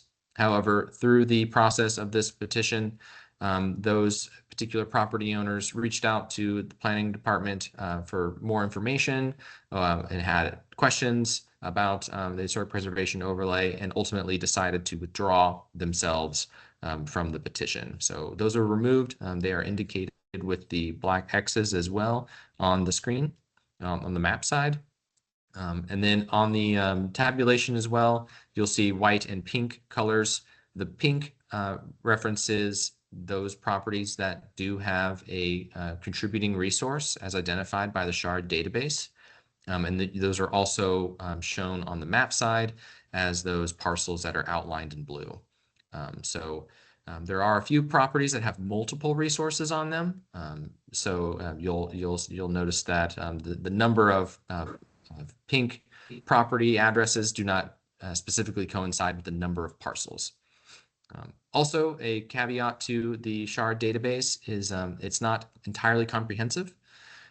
It was a survey that was done by the state offices that and one of its limitations is that the resources that they documented were only visible from the road. So they did not go, down certain side roads all the way, or could not get into backyards, things like that. So it is possible that some historic resources elsewhere throughout this neighborhood unit did not get located by the SHARD database and could be present in this area. Okay, so here we have the current zoning map on the left and the comprehensive plan on the right, which is the Makua mixed residential. And then here on the screen, I have the letter, the initial letter from the lead petitioner, Susan Brackney, detailing the properties that were originally part of the request, as well as a breakdown of the rationale to the historic preservation overlay, including relationships with significant persons to the county's history, including Shaw, Rogers, and Mitchell. And then also the broad patterns of county history, working class village as a vestige of Monroe County manufacturing. And finally, distinctive characteristics of a period, which involves the use of supplemental farms throughout the Sunset Hill neighborhood. As I mentioned, there were some concerns from property owners in the area. So there are some letters of opposition that are on the screen. These are all included in the packet as well. Some of their concerns were concerns for the impact of their own properties, as I briefly mentioned, being next to a historic preservation district, as well as concern for the neighbors that have elected to go into this rezone petition, sharing concern that they don't fully understand all of the details of the historic preservation overlay. It's the planning department's understanding, with speaking with Ms. Brackney, that each of the petitioners that signed the consent form to be part of this preservation overlay are in full knowledge of all the details of Chapter 810, that they've been shared Chapter 810, and that they've had the opportunity to come to the planning department office and ask questions and or attend any of the historic preservation board meetings where this petition was heard. So I'm just going to keep scrolling through these letters. Again, these are all in the packet. And then finally here, I included on the screen the letters of withdrawal from those three properties that I mentioned previously. Okay, that brings me to the recommendations. On August 19th, 2024, the Monroe County Historic Preservation Board voted 7-0 to forward this petition to the Plan Commission with a positive recommendation citing the three criteria, number 1, 2, and 6. And then on November 19th, the Monroe County Plan Commission voted 5-0 to 1 to forward this petition to the Board of Commissioners with a positive recommendation citing the same criteria of Chapter 810-3. I will now take any questions. All right, thank you so much, Mr. Myers. Mr. Myers and I walked this neighborhood, was that 18 months ago? It seemed like a long time ago. I don't think it was last summer. I think it was the summer before. Mm-hmm. Yeah, so there are some amazing structures, Let's see, my colleagues have questions. Commissioner Jones? Yes, I actually lived in this neighborhood, I think about 45 years ago, a long time ago. And it is a really nice, pleasant place that should be allowed to remain what it is. Commissioner Githens? I appreciate the kind of small farm things that they Yeah, talk the honey about farm. and things like that too. And as part of Ms. Brackney's letter, it indicates that this is the site of the last operating feed mill in Monroe County. And even though it's not part of this petition, that building is still standing. So, and some of the architecture is just, I don't want to call it quaint, but it doesn't look like some of the modern things that are thrown up. Yeah, some really beautiful houses. And yeah, there are some restrictions when you join an overlay district, but there are also a lot of benefits because you can do more things with your property. And you are also eligible for some grant funding and assistance to remodel, repair these structures because it's important to maintain them. So there are benefits and there are restrictions, and that's how that works. Ms. Brackney is here as our petitioner, or lead petitioner, as we say. You have 15 minutes to present your information to us. Once we hear from the public, you will have another 5 minutes to rebut anything you've heard. So please come to the podium.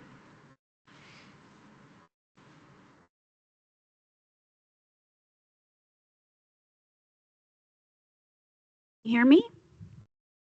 Okay. Thanks very much for the opportunity to present. Boy, I really can clear out a room, can't I? I think it's our long meeting, not you. So my name is Susan Brackney. I'm a Monroe County resident and property owner. First, I want to thank Drew Myers. You helped set me straight on the nuances of historic preservation, the ordinance, and generally you have had the patience of Job. So thank you. So let's go on to slide 2. I don't know who's in charge of this. Okay. These are some of the resources that I've used as I researched the Sunset Hill area. What I determined is that Sunset Hill is a well-preserved example of a Depression-era working-class village. It is rooted in the local aggregate limestone, crushed limestone trade, as well as local enterprises, including Showers Brothers Furniture Factory, Johnson's Creamery, and RCA, among others. The area is indelibly marked by well-known Monroe County residents, including Ralph Rogers, Charles Gilbert Shaw, and Harley and Ben Mitchell and family. Okay, slide 3, please. Here we go. This is kind of how it looks from above. Sunset Hill encompasses South Corey Lane, West Piper Lane, South Anna Lee, a portion of Bloomfield Road. Many homes in our area are already listed in the Indiana Historic Sites and Structures Inventory, as Drew mentioned.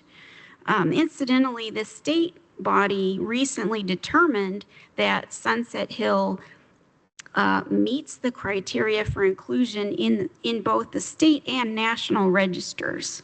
That doesn't mean that we're automatically in. It just means that I get to do a bunch more work to try to apply and see if we can make that happen. So let's go on to slide 4, please. Those purple dots, by the way, are some of those places that are listed in the SHARD database. Those are not all on my application, just to give you an idea of what's there. Okay, now then, so Sunset Hill comprises seminary lots 179, 180, 185, and 186. And there is a map right under that from 1920 that shows where Bloomington Crushed Stone was located, just a hop, skip away. Let's go to slide 5. This one's really important. It's a timeline of events, local and national, that coincide with things that were happening in the neighborhood. It connects Sunset Hill and its residents very specifically to the broader patterns of history. We see, for instance, that Ralph Rogers opened his first commercial endeavor, Bloomington Crushed Stone Company, in the early 1920s. It was located near Sunset Hill on Adams between 2nd and 3rd. We also see the Great Depression and the federal government's establishment of WPA in 1935. Between 1935 and 1943, the WPA employed 8.5 million people, some of whom were WPA road workers living in Sunset Hill. During that same period, a lot of the Sunset Hill residents would have been growing much of their own food and raising livestock. Hence, you also then have Mr. Mitchell opening the feed mill right around that same time to serve those residents. And incidentally, Bloomfield Road kind of marks where the old fairgrounds were. So it makes sense when you see it in that way. Why would that be there? Well, that's why that was there. And why were all these people farming and having livestock? Well, because it was an intentionally laid out community, as I'll show you. Let's go on to slide 6. We'll talk about some of these people. So Sunset Hill was started by Charles Gilbert Shaw. He was one of the county's most prolific and well-known photographers. I liken him to the Ken Nunn of today. He advertised like the Dickens, and everyone knew who he was. And so he went ahead and parceled that stuff out, named it Sunset Hill. So named, by the way, because you could see it from here, the courthouse. You could look, and there it was. And so they called it Sunset Hill. Presumably out west, the sun set on it. I don't know. But he also named some of the streets after his daughter and I think his wife. So let's see. So subsequent individual buyers then bought up those parcels and developed them. I was able to find all that deed info except for number 7, which was a bit of a problem. And we'll find out why here. How am I doing on time? Okay. So slide 8. No, slide 7, sorry. So repudiation of racially restrictive covenant. Lot 7 had a racially restricted covenant on it. I was really unhappy about this. I'm on lot 7, so are 2 of my other neighbors. We owe Devin Blankenship and Jason Funk and the Monroe County Recorder's Office a debt of gratitude because, they have put in a wonderful online tool so that any resident who wants to see if this yucky stuff is on your property, and you can do something about it. I'm proud to say that I and my 2 other neighbors did follow the process and did plant a flag that's going to be there long after we're dead that says, this is egregious, we disagree, and we repudiate it. So we did that.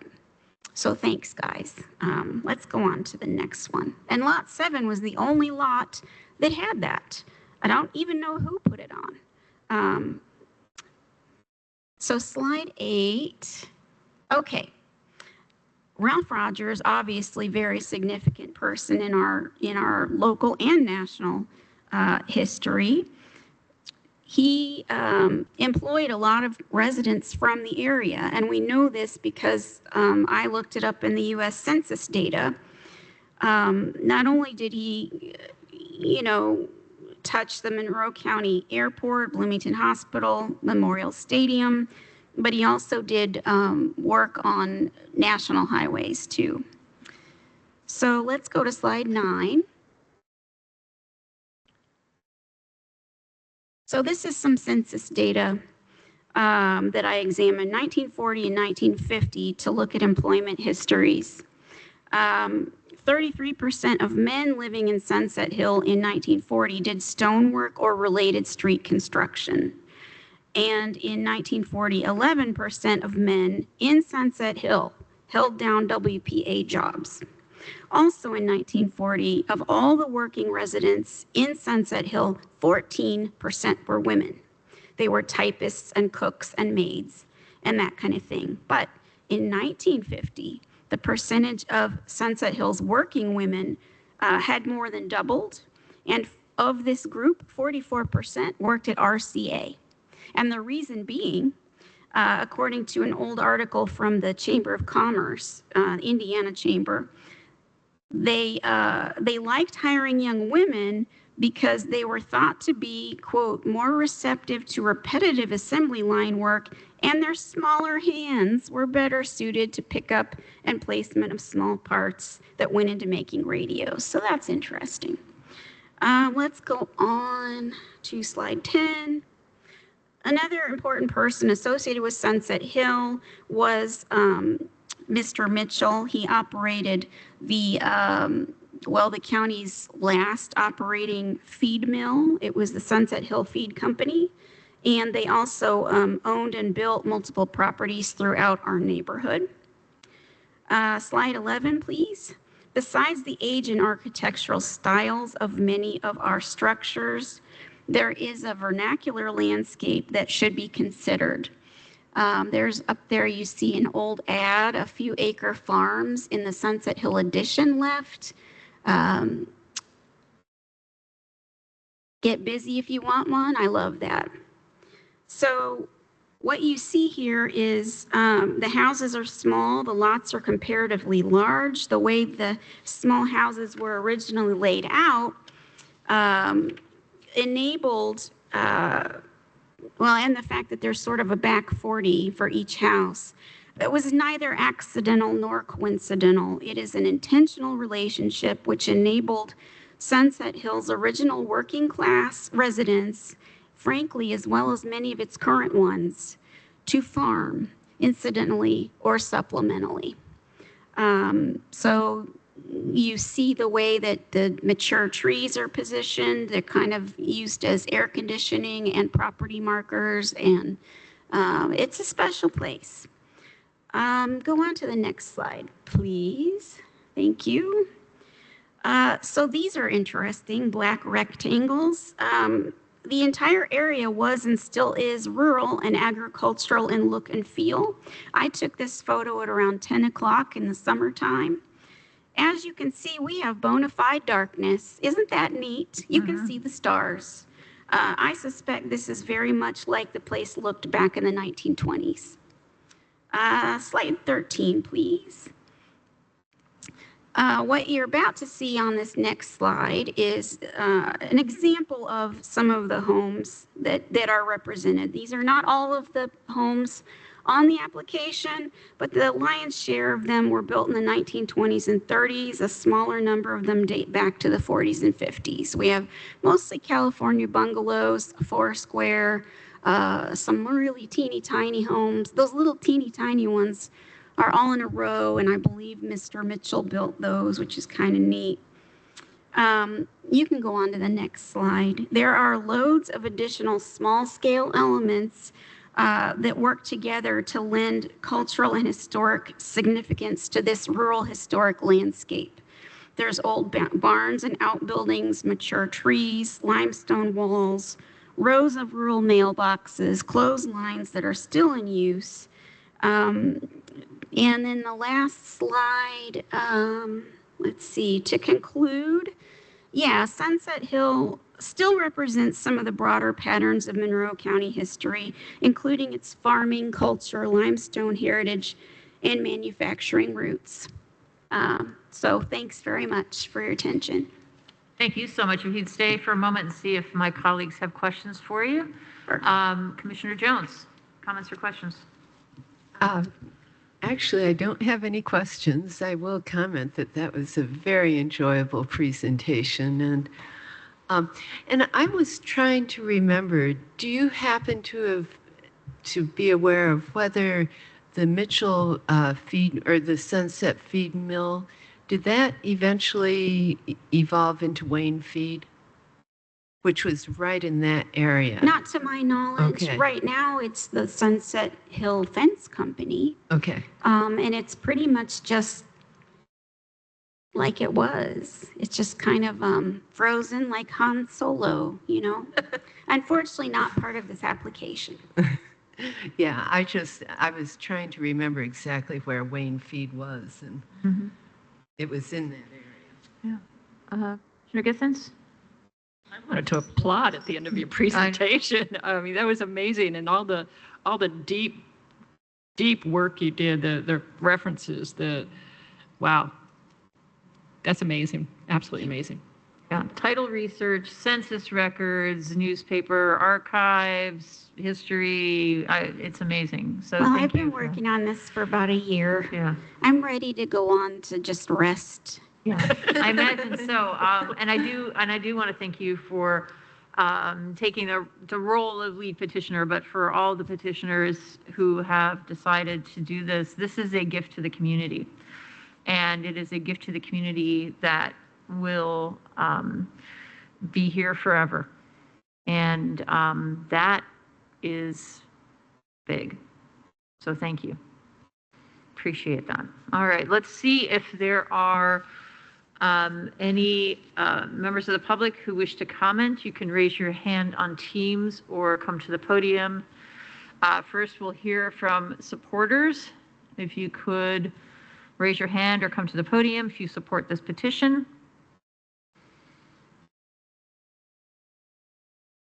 Any remonstrators to this petition, please raise your hand on Teams or come to the podium.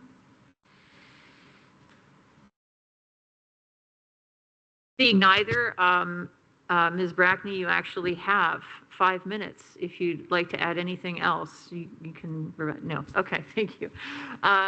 Any further comments from my colleagues, Commissioner Githens? Thank you for all the work, Ms. Brackney. Commissioner Jones? Calling this a gift to the community is very accurate. It is a pretty special thing. Yeah, and I know it took a lot of work. And I appreciate that. And Mr. Myers, I know you worked really hard on this as well, because, you know, historic overlay is not something most people are aware of. So great work on that. All right, with that, are we ready to call the question? All right. All those in favor of approving ordinance 2024-62 signify by saying aye. Aye. Motion carries 3-0. Thank you. So, we don't have any appointments today, but I will take a moment to remind everyone that we are going to have to make a lot of appointments in 2025, and to consider board and commission work. If you haven't done so yet, please give your talents and your time and your experience to this community, because we do need you. And so you can go to co.monroe.in.us and find out more about our boards and commissions, and you can apply online for consideration in 2025. I do want to announce that based on the Plan Commission meeting on Monday night, that we will be holding a public meeting tonight regarding the county development ordinance beginning at 5:30 right here in the Nat U Hill meeting room. You can join via Teams or come in person. We will be accepting public comment again for the 17th time. We are still hosting a Hoosier Hills Food Bank food donation barrel in the rotunda of the courthouse. So please bring in your non-perishable food items. Please no glass. at your earliest convenience. It will be here through the end of the year, which is quickly approaching. We do have office hours, virtual office hours via Teams each month. And you just go to the calendar at co.monroe.in.us to look for dates and times. And while you're there, click on the megaphone and join the resident alert system. You will be notified of any issues relating to weather, roads, health, whatever it may be. The next blood drive will be held at Ivy Tech, Shreve Hall. This is something we do in conjunction with Ivy Tech and the Red Cross. Wednesday, January 8th, 1 p.m. to 5 p.m. Thursday, January 9th, 1 p.m. to 7 p.m. Our next meeting is going to be in 2025. And I do want to give Commissioner Githens a moment, or however long you need. I'm sorry, not limiting you. I would like to give you the space and opportunity to share your thoughts at the last Commissioners meeting. Well, I was remiss in not acknowledging the work of Molly Turner King and people in the auditor's office, specifically Bree and Carly, for their help with the opioid settlement application review group. They were very tireless as well in making sure that we did it right. But it's been such an honor to serve with the two of you. I'm going to get emotional, I know this. Me too. I feel like we've worked very well. It didn't matter if we agreed on every point, but we continued to move forward on everything, and it never stopped. The trust never stopped. And it's been amazing, an amazing part of my life. We've also had great staff, whether it's the legal department, our own staff, all the department heads. You've been amazing, absolutely amazing. I'm also very proud of what we've accomplished. We got through a pandemic together, and we did very, very innovative things to keep our community healthy, to support businesses, keep them going, so that when we came through this, I'm not sure we've still come through the pandemic, those businesses were still in existence. Jobs still existed. People still had their incomes. And that's a very big thing. We finally found a location for a jail site and a justice center. It took a lot. It took a lot of work. It took travel on our part, visiting different locations, working with the sheriff and the sheriff's department, working with our county council colleagues, but it got done. And I think it's, as Mr. Parker said earlier, this was the best place by far of anything. And it was supported by other people that we know of. I'm very proud of introducing the IRACS program to our community. I hope that next year sometime it will be in place. I hope I've done sufficient handoff to make that possible. And with the work we did earlier today, I think that that'll happen. We expanded the Monroe Fire Protection District. We added Van Buren, Benton, and Washington townships. We used food and beverage tax money creatively. And one of the things I would hope to continue to work with you on, if I'm in a position to do it, is to use some of that food and beverage tax money that's been accumulating to, do something with the property that we have designated as quarry land. I think that'll be amazing addition to our community. We've also gotten an agreement with the city. We put a CIB in place and an MOU to convention center. That was something that was started in, 2018, 2019. It got halted, but we brought it back. And so hopefully they're looking at a 2026 completion date, and that'll be amazing to see, absolutely amazing.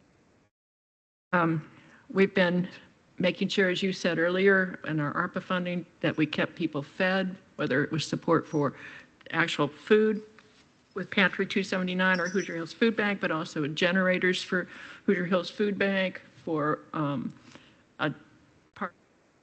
a truck. But we've done little things too. I was telling State Senator Shelley Yoder yesterday that we took some surplus vehicles. One we gave to New Hope for Families to provide a small bus, and we provided a truck to Health Net for their street outreach program. We'll have artificial turf out at Cars Farm Park.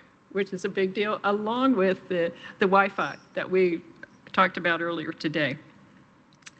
We've helped Beacon, and we were the first government entity to supply money. And again, that was with the support and help of our county council colleagues. We brought a new home to the Indiana Recovery Alliance through grant money and through the use of some of our opioid settlement money.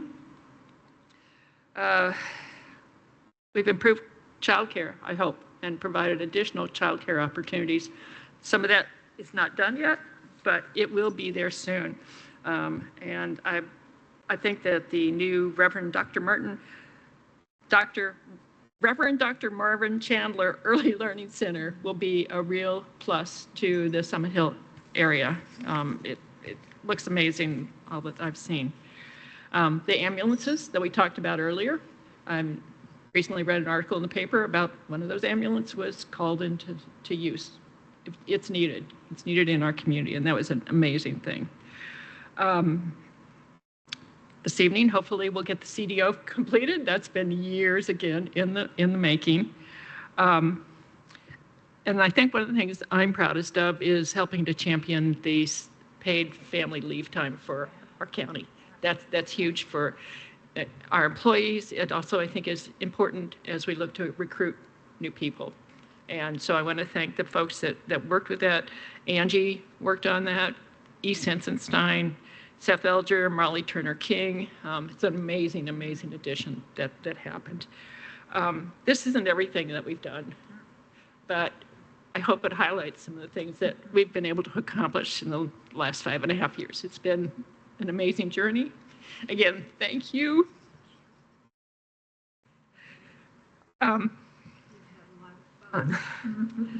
We have. Last night when people were talking about Cheryl Munson, I think it was Jennifer Crosley who said that Cheryl viewed them as her council daughters. You are my commission sisters, for sure. So I think that's enough. Thank you for the time. Thank you. Commissioner Jones, did you want to add anything? I know. Yes, getting to work with you has been a really special thing. And well, among all the things that you mentioned, what you didn't mention is you're an amazing ability with numbers. I was struck by that almost immediately. You just looked at numbers and saw all kinds of things that really kind of passed me by. And that's been a very valuable quality for us, but so many others. Your energy and your enthusiasm, and it's just going to be really hard to adjust county government without you. I had to write mine down because I'm going to get all teary-eyed and a clear sentence. So I can say so many things about you. Yes, so many things came to mind when I thought about this. I am grateful for your keen mind and your sharp wit. You, so many laughs. Yes, thank you. And the way you lead with your heart and your head together is unique, so vital for our community. And I know this job can be so demanding of time and energy, but you gave both freely, which is not easy to do. You made things work, you put other things, your other interests aside, and you really put the county first. And we all know that, and we all felt that, and the employees all felt that too. I appreciate your attention to detail on every single claim, every single contract. You made me laugh when I didn't think I could in the midst of a bad situation. And you ask the best questions. The best questions come out of Penny. You really are a true leader, and you inspire me and you inspire everyone around you to focus on the task at hand and embrace the beauty of forward progress and momentum, getting things done. There's a beauty in that, and you've highlighted. And you brought excellence to work every day, in Monroe County. Excellence. You helped us get through COVID, that darn pandemic. And you were only in office less than a year at the time, and it was, you know, trial by fire. You have dedicated yourself, even outside of county government, but in county government, to bettering the lives of people in the community who are most in need. And we are all the better for it. You've been a passionate advocate for food security, the reduction of gun violence, the support for those people in recovery. That's just glossing over the surface of all that you've done. And I know you're going to continue to do great things in our community. I know that because that's who you are. And I want to thank you for your service, for your ability and to bring your sharp intellect and your beautiful heart together in your public service, and everything you've done for us as a county commissioner and as a member of this community. Thank you. I'm going to miss having you here so much, sister. Can I say something? Please. So we're all going to miss you terribly.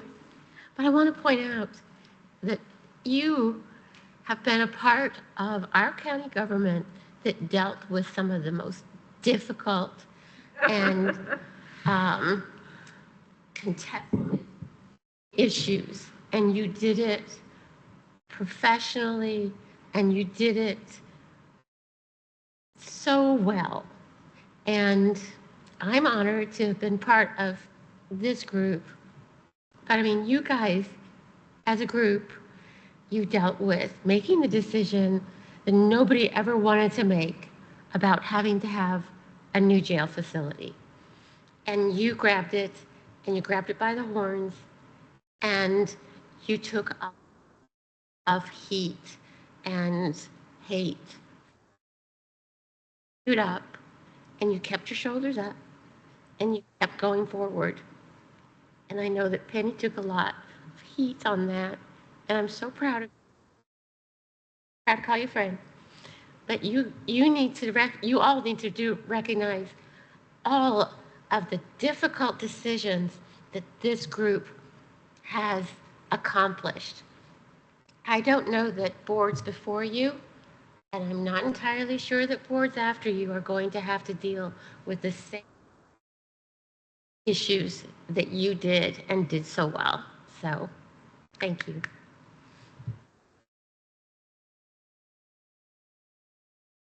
And I hope I have my own cry now. Yeah, we're going to go open another box of Kleenex. And while we do that, do we have a work session? We don't have a work session. I hope not. All right, no work session, which means thank you, everyone. Thank you, Cass. Thank you, TSD, for all you do every day. And thank you to everyone in the county. Happy holidays to everyone. However you celebrate them, be safe, have fun, and we will be back in 2025 on Thursday mornings. Same channel, new time. Thanks, everyone. Yes, yeah. So we are adjourned. Thank you.